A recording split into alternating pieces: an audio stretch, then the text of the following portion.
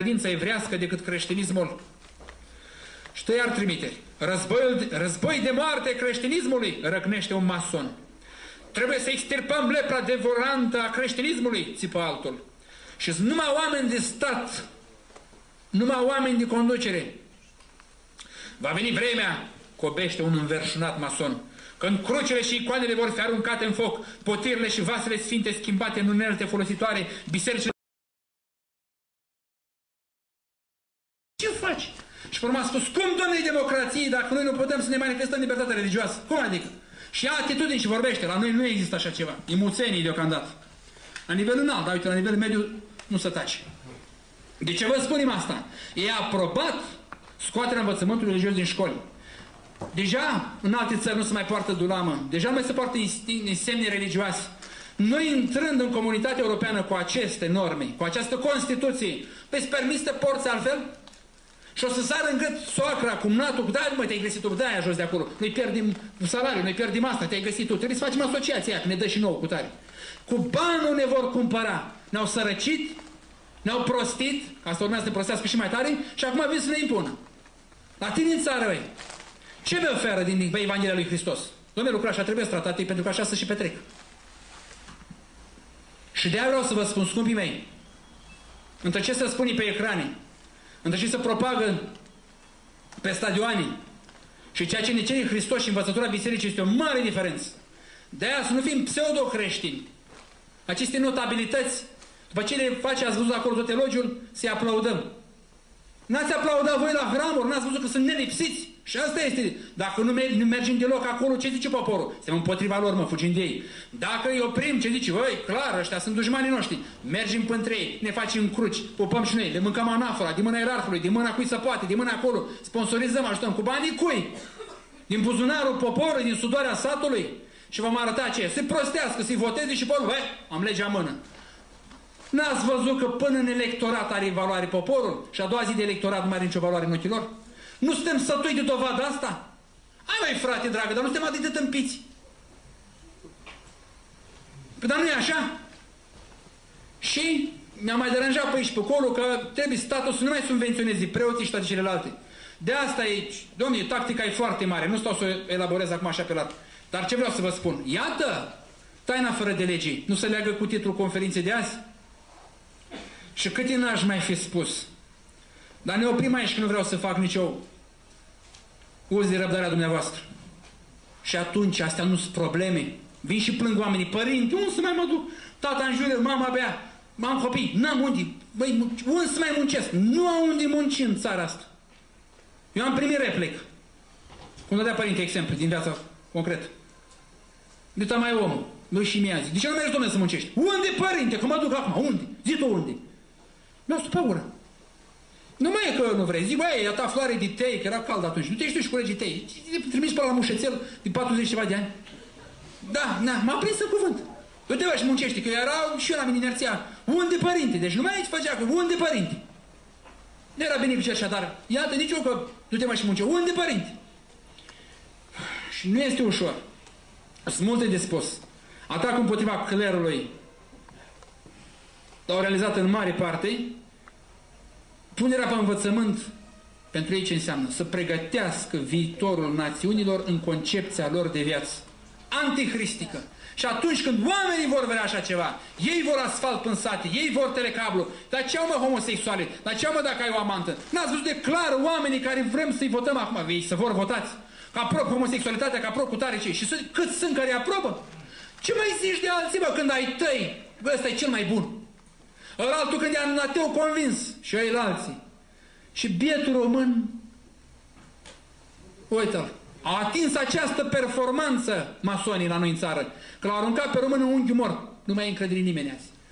Iată, și evident că atunci ei fac ce vor. Ei cine? Dușmanii lui Hristos, care, v-am spus și urmăresc, în spatele acestora care o fac pentru bani, care o fac pentru interese, pentru o funcție, să ascundă acel grup de oameni, că totul e condus de o mână de oameni care urmăresc altceva, întronarea, deci realizarea unui nou guvern mondial. Și cine urmărește asta? Satana le dă, el este izvorul răutăților, nu știe cine e tatăl minciunii, nu a spus-o Hristos, diavolul dintr-un început a fost, acela inspiră la rău, iar noi ce inspirați la bine, trebuie să reacționăm și noi ca atare. Și cel ce se va rușina, să mă mărturisească înaintea oamenilor și eu mai vă mărturisina de el înaintea Îngerului lui Dumnezeu. Și veți fi dați și de frați, și de părinți, și de rudenii. Iată, astăzi cum, nu ca să stai capul. Ci nu vrea, măi. Câte procese nu sunt că vor să furi pământul ăla. Să uite, să o bage în azil pe mamă, s-a șpătat materia, banul, și face pe român să uite de sânge, de credință, de neam și de tot. Astea sunt rezultatele acțiunii masonice de când se va uita biserica și nu s-au luat măsuri. Comunismul și după comunism, iată, după Secerea și Ciocanu, mistria cu compasul. Asta e masoneria.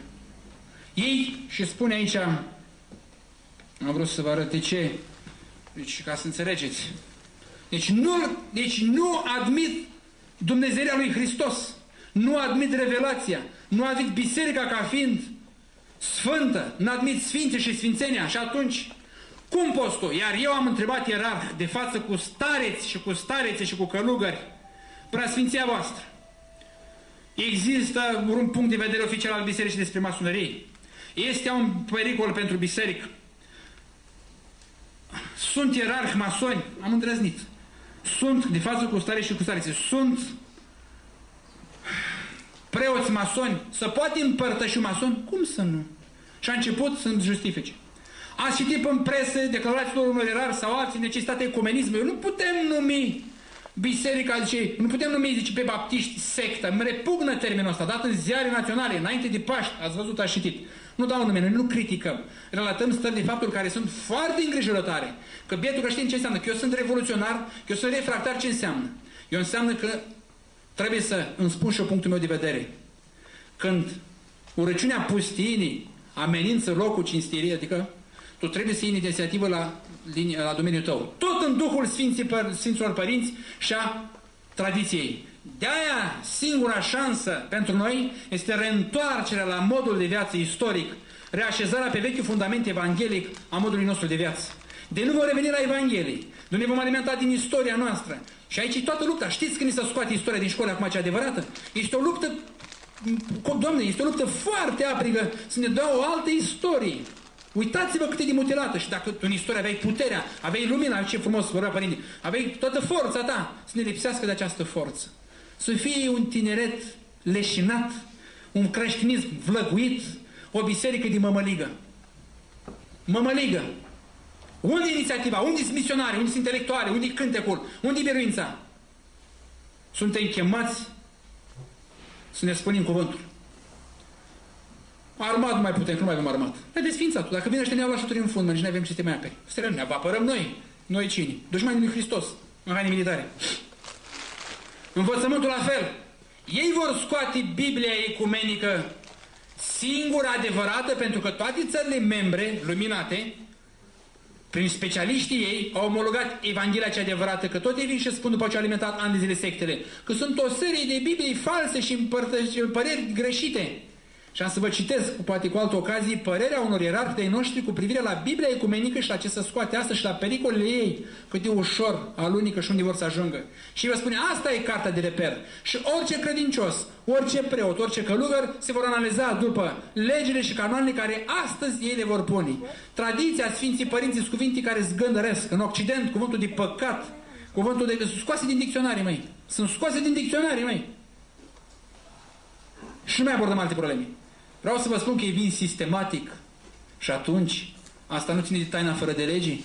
Să fim foarte atenți. E mare în țară, e diversificată, programată și minuțios, așa, aranjată. Pentru ce? Ura lui Hristos, desfințăm. Deci cea mai mare biruință a diavolului ca să arate că el este stăpânitorul veacului, să facă harcea parce opera lui Hristos. Nu va acționa Dumnezeu prin nimeni cum acționează prin creștini și mai ales prin cei dremăritori. Creștinătatea însă, și v-am spus, e scoasă. Cum admiți tu? Și câte alții, v-am spus, restricții sunt puse mâine pe mâine. Și ca să intri, vei vedea ce primă. Atunci, vă întreb eu pe voi, ne ajută la ceva? Iată materia, iată banul, iată omul care se pune în locul lui Dumnezeu. Aici trebuie să ne fixăm atenția. Și atunci, da, știm și primim, vom fi dați și de frași, de părinți și de ruini, dacă e cazul, dar pentru Hristos merită orice sacrificiu. Pentru rai, noi credem în existența sufletului, credem într-adevăr că orice jertfă pe linia bisericii și a neamului. Dar asta este realitatea istorică și biblică. Ei vor să dovedească altcumva. Lucifer se încăpățânează, a primit o mare lovitură prin învierea lui Hristos, prin golirea iadului. De aceea lupta noastră, cum spune Apostolul, nu este împotriva trupului și a sângelui, ci împotriva stăpânitorului întunericului veacului acestuia, Duhului răutății.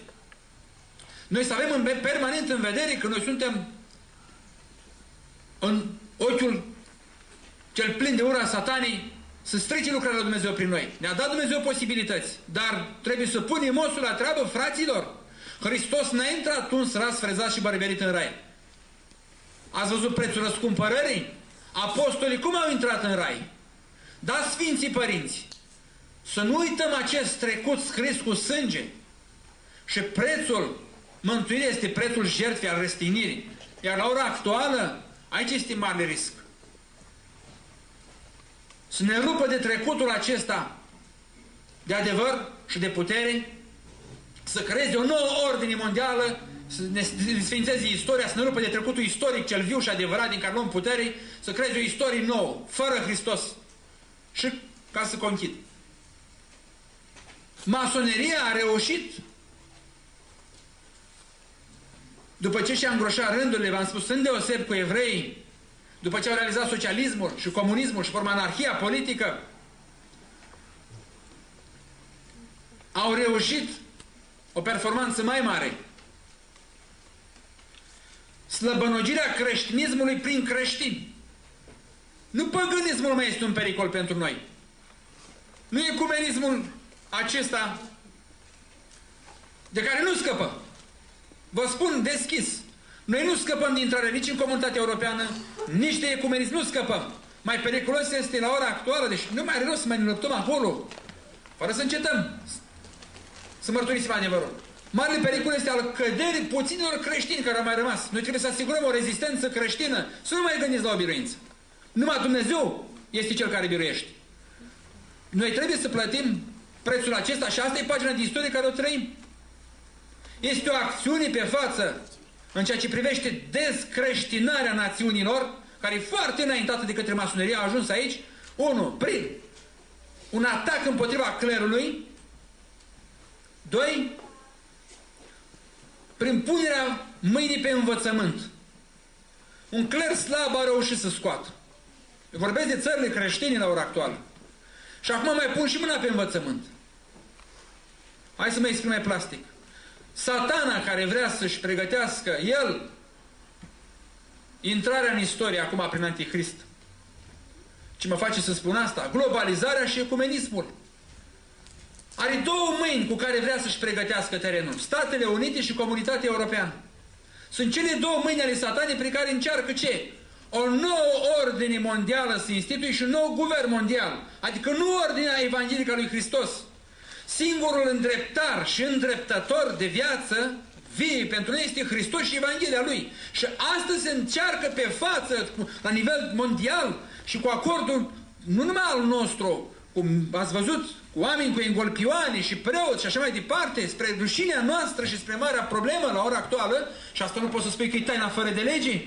Nu ține de taina fără de lege când creștinii declară zi sfântă intrarea în NATO, ecumenism o necesitate istorică de prim rang, urgenta intrare în comunitatea europeană, fără să specifice ce înseamnă pierderea noastră ca neam și ca și credință prin aceste înaintări pe planul masoneriei. Și ce-i masoneria aceasta și infiltrarea masoneriei în rândul bisericii? Numai că biserica nu e condusă de oameni, ci de Duhul Sfânt. Deci, una e biserica sacramentală care a abordat-o Părintele Calistrat și alta e biserica luptătoare, dar vă spun, nu pot fi despărțite. Și noi suntem chemați, vii fiind, să reprezentăm biserica luptătoare așa cum ne cere biserica biruitoare. Altfel nu ne mântuim. Nu este admisibil ca noi să trecem cu vederea aceste grave palme date creștinătății și lui Hristos. Ce poate să simtă Mântuitorul Hristos, chiar dacă țăranul la culege porumburi și femeia bate metanii la icoane, când biserica, iată, este atacată în esența ei, este momentul mărturisirii. Două mâini ale satana, Statele Unite și Comunitatea Europeană, prin care cu orice preț, dacă nu prin subjugare economică ne au în mână, armat ne rezolvă. Nici nu să vă gândiți la altceva.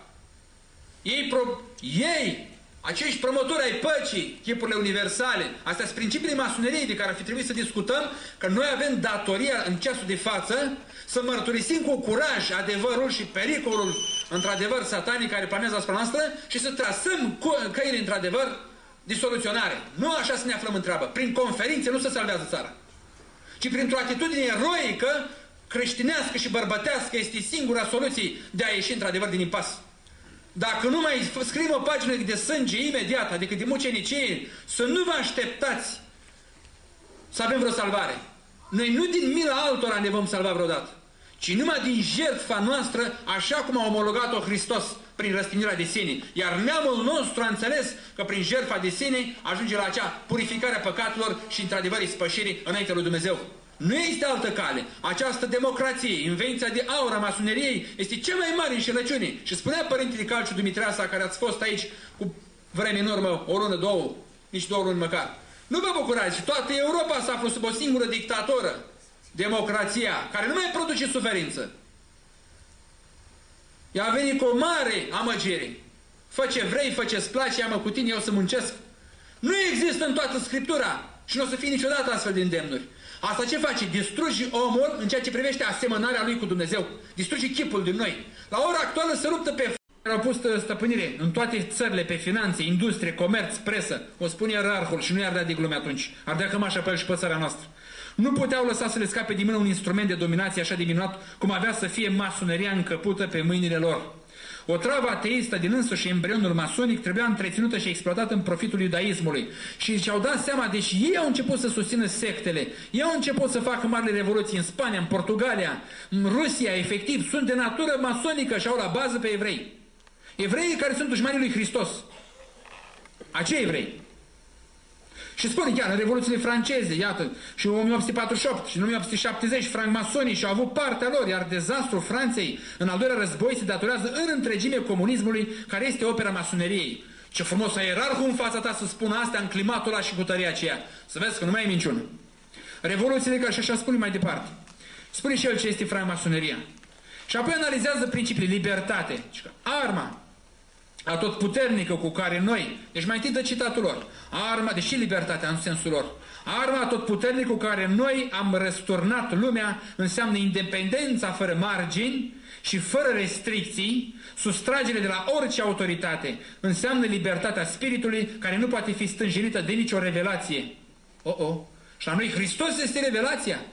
Înseamnă independența voinței, care nu se supune nici unei puteri, care nu cunoaște nici un rege, nici Dumnezeu. Ei o spun în manualele lor, francmasonii. Stai, dom'le, și tu mai poți să fii și creștin și francmason, stai, la mine cu totul altceva. Să n-ai alți Dumnezei și nu mi-au unesc să încrezi și toate celelalte să te mite închin. Cu ajutorul libertății, ca pârghie și al pasiunilor omenești, ca punct de sprijin, noi vom răsturna pentru totdeauna pe regi și pe preoți, acești dușmani neînduplecați ai neamului omenesc, mai funești pentru omenire decât tigrii pentru celelalte animale. Și dă citatul și opera, deci ce masonul a spus asta și în opilor. Iată-i pe francmasoni, spune ierarhul nostru, mitropolitul, teologul. Iată-i pe francmasoni, parcă nici n-a avut ucenici, nici nu n-a mai răsărit din el, parcă n-a mai, au fost uitate și îngropate, domne, lucrurile astea.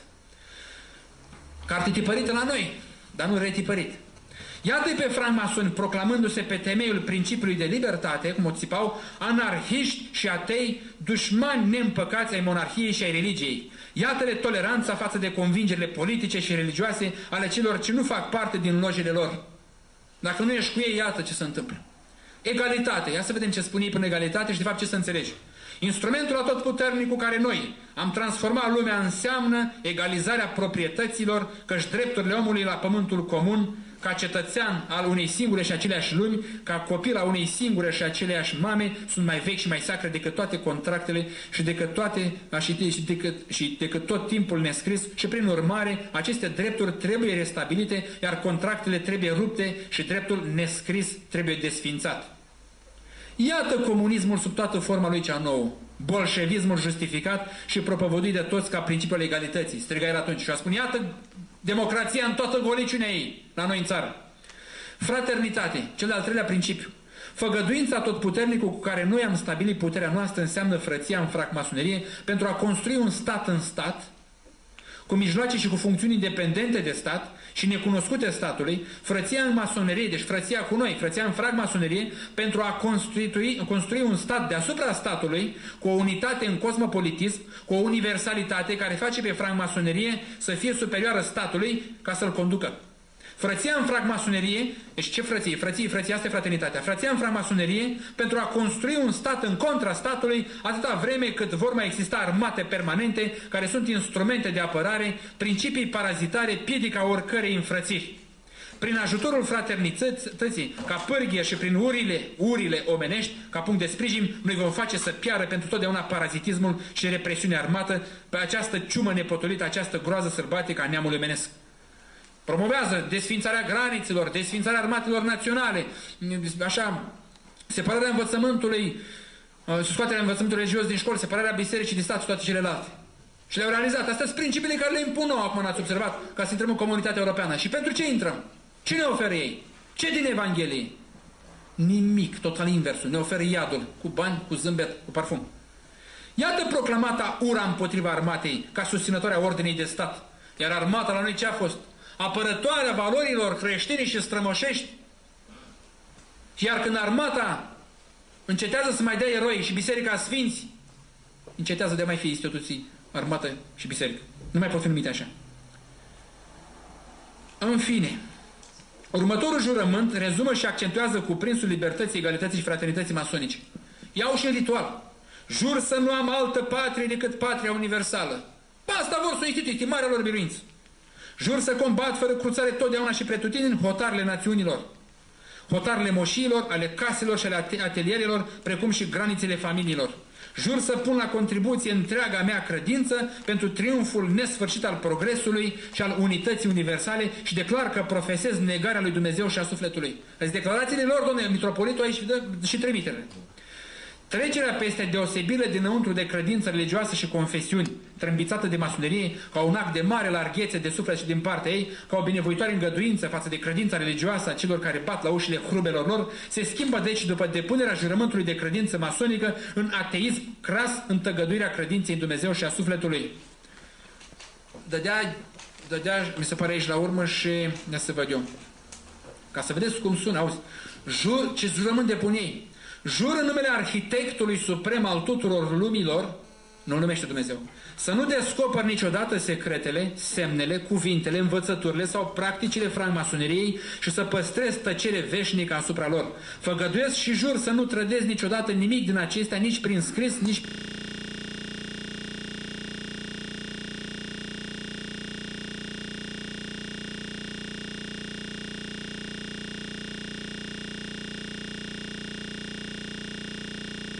Dacă nu mă voi ține de cuvânt, mă oblig să mă supun la următoarea pedeapsă. Să mi se ardă buzele cu fier înroșit, să mi se taie o mână, să mi se smulgă limba din gură, să mi se reteze gâtul, cadavrul meu să fie spânzurat în lojă în timpul primirii unui nou frate, iar după aceea să fie ars și cenușa aruncat în vânt. Și spune ierarhul, teribilă și criminală siluirea conștiinței, să juri că nu vei destăinui ceea ce încă nu ți s-a spus. Te pune să jur că n-ai să spui, că n-ai să spui. Ce n-am să spun? Ce o să spunem noi? Pe cum să jur că nu spun ceea ce tu nu mi-ai spus încă? Vezi cât e de diabolică?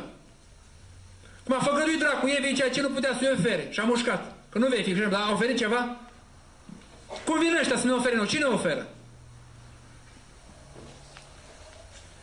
Și ca să închei cu capitolul acesta, de să înțelegeți de ce la ora actuală, deci, acțiunea satanei în plan social, uman, deci se concretizează de prin această francmasonerie, prin ce lucrează ea.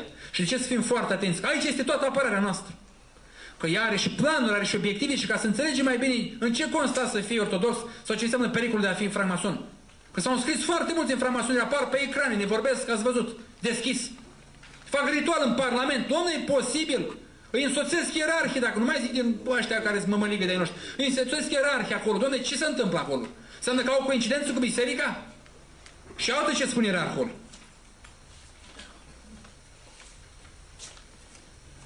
Însuși formula mare arhitect al Universului sub care se poate adăposti, așa în logi, ideea de Dumnezeu, este o amăgire, o minciună sfruntată, pentru că inițiaților, la gradul 25 masonii, se răspunde respicat. când ajungi gradul 25. Marele arhitect al Universului, în ora căruia arde tămâia lojelor și atelierilor, nu este Dumnezeu, ci îngerul lojilor și atelierilor, așa, ci îngerul luminii, geniul muncii, spiritul focului. Dar dacă, zice ierarhul, dar dacă nu există Dumnezeu și suflet, nu există, după legea masonică, nici înger, nici geniu sau spirit, și aceste expresii sunt vorbe goale, cărora nu le corespunde nimic real. Te ia cu zăhărelul și nimic real. După alții, marele arhitect al Universului este însăși francmasoneria, care se intitulează cu emfază și Mare Asociație de Distrugere Universală. În fine, și termin el aici. După concepția materialistă despre lumea masonismului, Dumnezeul masonului este natura, sau mai exact omul, căci iată mărturisirea care o face un mare mason evreu. Crede în eterna materie mamă și în om, fiul ei iubit, care din materie s-a zămislit și din pământ ce îl susține și îl hrănește s-a făcut. Pentru răspândirea ateismului în lume, francmasoneria duce o înverșunată luptă fățișă. Războiul lui Dumnezeu, ură lui Dumnezeu. Așa strigă ei și dă trimitere. A strigat în plin congres internațional un cunoscut mason. Iar un alt mason a spus, infamul este Dumnezeu, trebuie să zdrobim infamul. Cum masoneria este organizată de evrei, războiul dus de ea este îndreptat cu îndârjire specială împotriva creștinismului. Ne apropiem de final. Dogmă jidovească și spirit jidovesc, teorie și realizare, totul este îndreptat împotriva bisericii creștine, împotriva ei și numai împotriva ei și a capului ei nevăzut Iisus Hristos. Este strigătul de alarmă unui eminent scriitor creștin.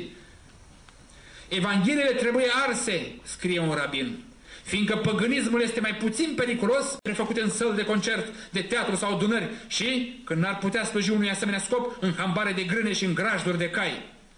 Să nădăjduim că va veni o zi când mulțimea luminată de asta dată se va luminuna, cum de nu s-a săvârșit de mult o asemenea prefacere. Se va face atunci când tabula rasa din tovare, așa, se va face atunci tabula rasa din tovare și popimii.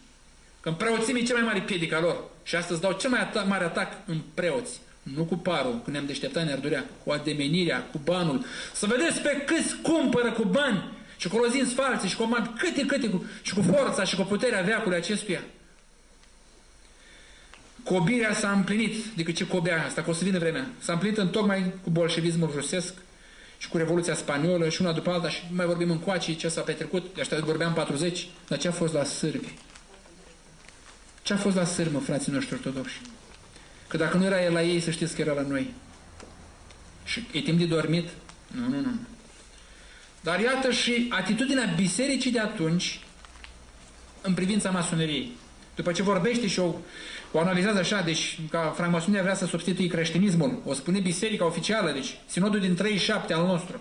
Francmasoneria îi consideră pe evrei superior creștinilor și o arată de ce. Nu vă mai spun. Francmasoneria subminează ordinea socială și arată sinodul de ce și spune că francmasoneria luptă împotriva legii naturale voite de Dumnezeu, conform căreia omenirea e compusă din națiuni. Biserica ortodoxă care așa. Și spune măsurile ce se impun. Spune sinodul ortodox în 37. Că nu mai știm ce spune. Iar ca măsurile cele mai eficiente pe care biserica înțelege să le ia împotriva acestui dușman al lui Dumnezeu, vedeți cum numește biserica dușman al lui Dumnezeu și a spus de ce? Moarte lui Hristos, moarte creștinilor, să ardem Evanghelia. Băi, frate, iată ce spunea sinodul. Deci, iar ca măsuri ce trebuie luate așa, al ordinii sociale și morale, deci dușman al lui Dumnezeu, al ordinii social-morale, al națiunii, astea sunt măsurile care a spus sinodul că trebuie luate, dar a spus-o în 37. Nici nu scrie undeva că s-au desființat. Dar nici nu mai sunt actualizate. 1. O acțiune publicistică și orală. Deci țipa sinodul atunci prin circulare, era declarații în sinod. Nu că vin alegerile, fiți așa. Să votează Constituția și... 1. O acțiune publicistică și orală de demascare a scopurilor și activității nefaste a acestei organizații. Fraților, e un dușman periculos în sala asta. La ușă este un dușman periculos. Adică în țara asta planează un pericol cum n-a mai fost. Francmasoneria vin cu principii cu asta. Nu, sectele spăm nimic. Asta e unul din degetul mic al lor. Altceva se ascunde, atac la biserică. Deci iată, și de vor reuși, nu mai ai tot timp să te trezești. Deci, 1. Demascarea lor, dădea ordine biserică atunci. O acțiune publicistică către toți intelectuale, tot ce mișca în țara asta românească. Orală, totodată, de demascare, adică pe predici, pe tot ce stă la nimănă, pe conferințe, a scopurilor și activității nefaste a acestei organizații. 2. Mai spunea sinodul, îndemnarea intelectualilor români, de care avem nevoie și astăzi de a lor sprijin. Era Crainic, a fost Simeon Mehedinț, a fost Paulescu, a fost și Iorga, ați văzut, Dar ce n-am mai avut și pe Naionescu, n-am mai avut pe Cornelu Codreanu, n-am mai avut pe oameni care au luptat împotriva, împotriva comunismului, a masoneriei și a iudaismului pe față. Să-i luăm cu faptele lor bune și cu faptele lor rele, dar să nu-i scoatem din istorie. Să analizăm așa cum au fost și să judecăm noi, nu alții de peste hotare. Este inadmisibil să ne scoată alții din paginile de istorie ce vor ei, să ne introducă acum Holocaustul și nu mai înțelegi pe un Holocaust decât că l-a chinuit pe evreu la nu știu cine. Este inadmisibil pentru un popor de 2000 de ani creștini și cu atâta glorie și istorie. A tăcea în condițiile astea intelectuali și profesori și călugări și creștini și erari este cea mai mare crimă pentru noi. Poți să-ți faci pravila și canonul cât o vrea tu. În asta să sprijine la ora actuală misiunea noastră. 2. Îndemnarea intelectualilor români care dovedesc că face parte din loji să le părăsească. În caz contrar, Frăția Ortodoxă Română, extinsă pe toată țara, va îndemna să izoleze pe cei ce preferă să rămână în loji. Era domnul atitudine. Biserica le va refuza la moarte slujba înmormântării, spunea sinodul. În caz că până atunci nu se căiesc.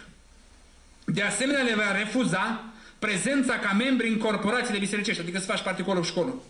3. Preoția va învăța poporul ce scopul urmărește acela care e francmason și îl va sfătui să se ferească, să nu dea votul candidaților ce aparțin lojilor. Deși atunci urmăreau puterea politică, ca și astăzi. Majoritatea sunt în politică. Zice, pentru că politicianismul este mâna lor de lucru în țara asta. Asta este o travă. Preoțimea va învăța poporul ce scopul urmărește acela care e francmason și îl va sfătui să se ferească, să nu dea votul candidaților ce aparțin lojilor. Iar acum ne îndeamnă pe față, le dăm și diplome de distinție în față la popoare și de la hramuri, la Borzești, la Putna, în fața poporului creștin, tu acolo elogiezi. Dacă voi, păcăoanii, știți niște hoți notorii, după ce au sunat ziarele și ecranele că ăla este nenorocită, l-a furat țara, a făcut totul. Nu mai zicem că acum ați văzut și vine și achită. Dacă știi, a țipat ziarele că și mai mari nenorociți, tu vii și spui că sunt notabilități și le dai diplome de distinție că au ajutat biserica. Cu banii cui? De unde smulși? Cum poți tu să spui care merit? Ne pare rău, dar pentru că este o situație în care vă bag într-o mare dilemă și noi trebuie să tragem un semnal de alarmă. Dom'le, treziți-vă și nu dați mie dreptate. Analizați voi în fața istoriei și a bisericii ce le strămoșești și a ceea ce se propagă astăzi. Că aici este marea problemă. Creștinii luptă împotriva creștinilor din toate categoriile. Să țineți minte, chiar și învățământul teologic scoate oameni pentru ei, pentru că este și aici a băgat, în școlarizarea aceasta și-a băgat mâna. Și multe privințe. Foarte subtil lucrează, că ei sunt secreți. Să fim foarte atenți. Deci pericolul e mult mai aproape decât credem noi. Te va îndemna chiar să mergi la biserică. Dar știi unde este duhul el. 4. Sfântul Sinod și toate corporațiile bisericești și asociațiile religioase, așa era exprimarea atunci, stăruie pe lângă poporul român. Dacă ei o făceau atunci public și cu atâta stăruință, Doamne, atinsese un punct de gravitate. Străinismul la noi în țară, îndeosebi iudaismul, care a fost atitudine, s-a vărsat sânge mult. Și asta este o răzbunare a lor pe țara noastră în stadiul în care arătăm și cum petrecem noi. E o răzbunare a lor pentru ce au pătimit atunci din partea sinodului, a unor viteji tineri și așa mai departe. Acum se răzbună și ne-au dus la mâna lor. Fac ce vor cu noi, cu istoria noastră, cu învățământul, cu familia, cu biserica, cu tot. Noi vă spunem că noi avem încredere în Hristos să propovăduie de Părintele la început. Nu poate să ne biruiască, dar dacă rămânem pe linia aceea de viață duhovnicească, Sfântul Sinod și toate corporațiile bisericești și asociațiile religioase stăruie pe lângă poporul român și corpurile legiuitoare să aducă o lege pentru desființarea acestei organizații oculte.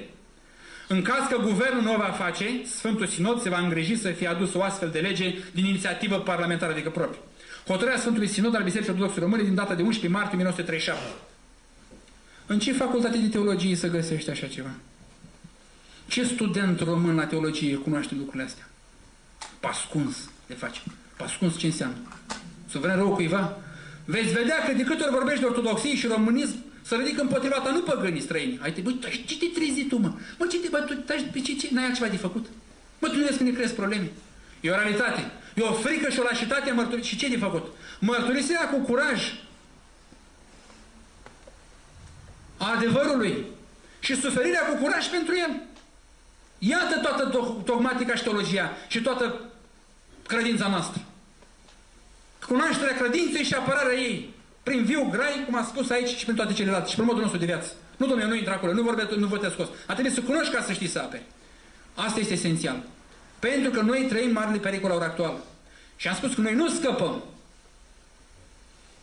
Dragii mei, noi nu scăpăm.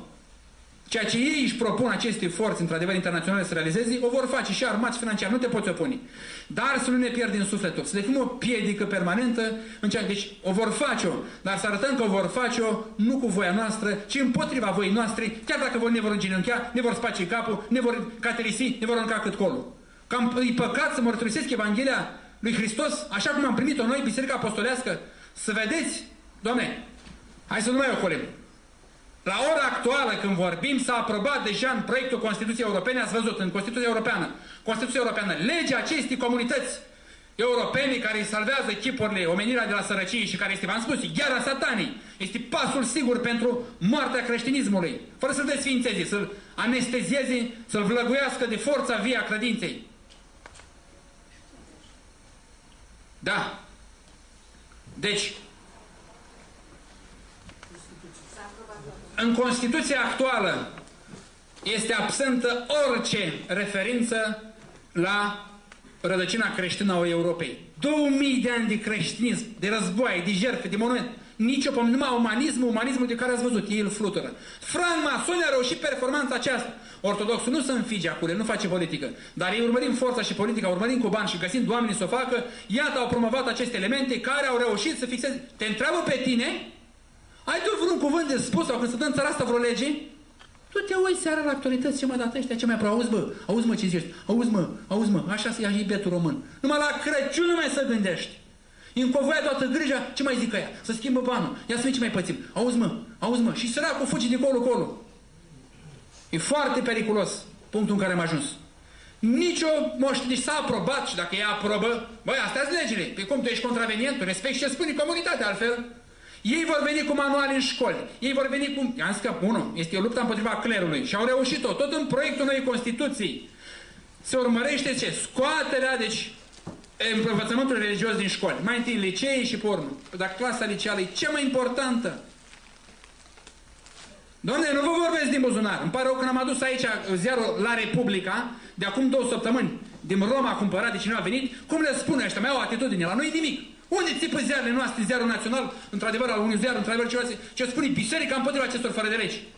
Că știți că au avut acel om în Consiliul European, acel cardinal, nu știu cum îi spune efectiv, o să tipărim și noi asta până de curând, în care el a luat, Doamne, homosexualitatea e păcat, asta e păcat, și au surit toți pe el.